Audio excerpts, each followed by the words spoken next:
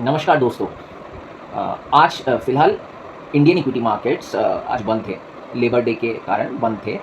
और थर्सडे के मार्केट्स की अगर मैं बात करूँ, इंडियन इक्विटी मार्केट्स फिर वैसे ही नीचे की तरफ जाते हुए दिखे। अगर सेंसेक्स की बात करूँ, निफ्टी की अगर मैं बात करूँ, तो वो नीचे जाते हुए दिखे।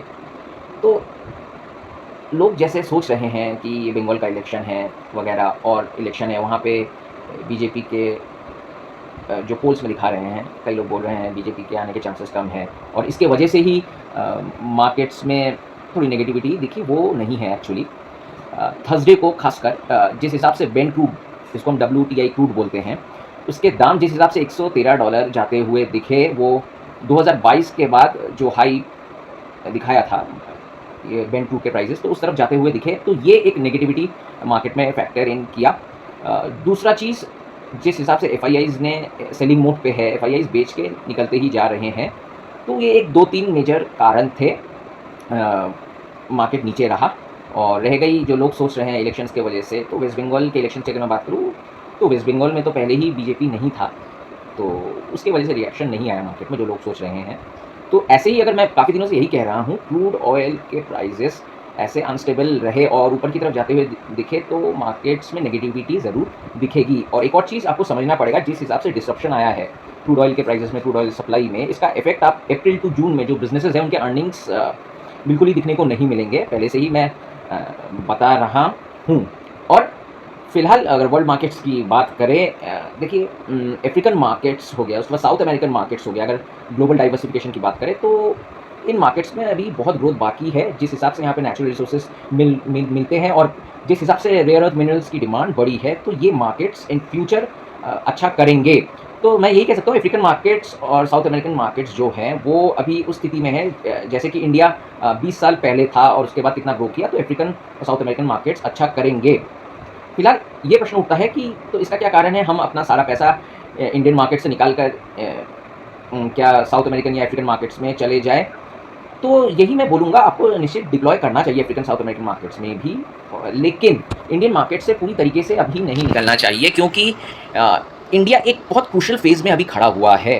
क्योंकि अगर आप क्लोजली वॉच करेंगे, अगर टेक्नोलॉजी की बात करें, मैन्युफैक्चरिंग की बात करें, इंडिया में अभी भी उतनी ग्रोथ नहीं दिखी है। अगर इंडिया इनोवेशन में काम करता है और टेक्नोलॉजी अच्छे इन्वेंशंस लाता है और मैन्युफैक्चरिंग हब होके इन फ्यूचर खड़ा होता है, तो इंडियन मार्केट्स यहाँ से बहुत ऊपर जाने का पोटेंशियल ज़रूर रखता है। और इमर्जिंग मार्केट्स में है इंडियन मार्केट्स, अभी ये अनसर्टेनिटी की वजह से ऐसे सिचुएशन में है। लेकिन अगर हम लोग अगर ग्रो करते हैं, डेवलपमेंट की अगर सोचते हैं, इन्वेंशंस की तरफ जाते हैं, तो ज़रूर इंडियन मार्केट्स अच्छा करेंगे। तो मेरी राय ये भी रहेगी, पूरा पैसा इंडियन मार्केट से मत निकालिए। तो अभी सिचुएशंस तो नेगेटिव ही रहेंगे, ऐसे ही मार्केट सुस्त दिखते हुए नजर आएंगे, जैसे ग्लोबल अनसर्टेनिटी बनी हुई है, और उधर से क्रूड ऑयल के प्राइसेस ऐसे ही बढ़ते हुए नजर आएंगे, जिस हिसाब से यूएसए ने भी स्ट्रेट ऑफ हॉर्मुज़ पे पूरा नेवल ब्लॉकेट कर दिया है। तो ये वॉर पूरी तरीके से, देखिए सीज़ फायर है, लेकिन एक इकोनॉमिक वॉर छिड़ गया है। तो ये इकोनॉमिक वॉर जब तक बंद नहीं होता है, तो इंडियन मार्केट्स तो ज़रूर इफेक्टेड करेंगे। जिस हिसाब से इंडिया की डिपेंडेंसी है क्रूड ऑयल पे, तो ज़रूर इफेक्ट करते हुए नजर आएंगे। और रह गई एफआईआईज़, तो बहुत दिनों से बेच रहे हैं, 2020 से ही एफआईआईज़ बेचते हुए नजर आए हैं। दरअसल उस समय रिटेलर्स का पैसा लगा, रिटेलर्स के जब पैसे बढ़े, तो उस समय पता नहीं लगा, रिटेलर्स के जब रिटर्न दिखे तो किसी ने ध्यान नहीं दिया इस चीज़ पे। लेकिन अब रिटर्न्स बढ़ नहीं रहे हैं, तो सब लोग का ध्यान उधर ही जा रहा है, एफआईआईज़ बेच के चले जा रहे हैं। इसके वजह से मार्केट ऐसा कर रहे हैं। एफआईआईज़ आज से नहीं, एफआईआईज़ 2020 से ही बेचकर जा रहे हैं।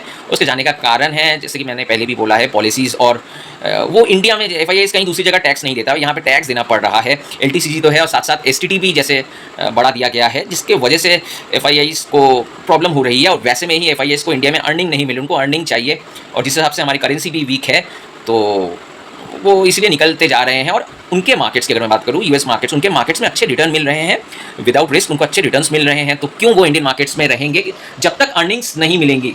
एफआईआईज़ को अर्निंग्स नहीं आ रहा है, इंडियन मार्केट्स में अर्निंग्स नहीं आ रहे हैं, तो यही कारण है मेनली। और सरकार को भी ये सोचना पड़ेगा कि एफआईआईज़ को थोड़ा, मतलब उनके लिए भी सोचना पड़ेगा, उनसे बातचीत करना पड़ेगा।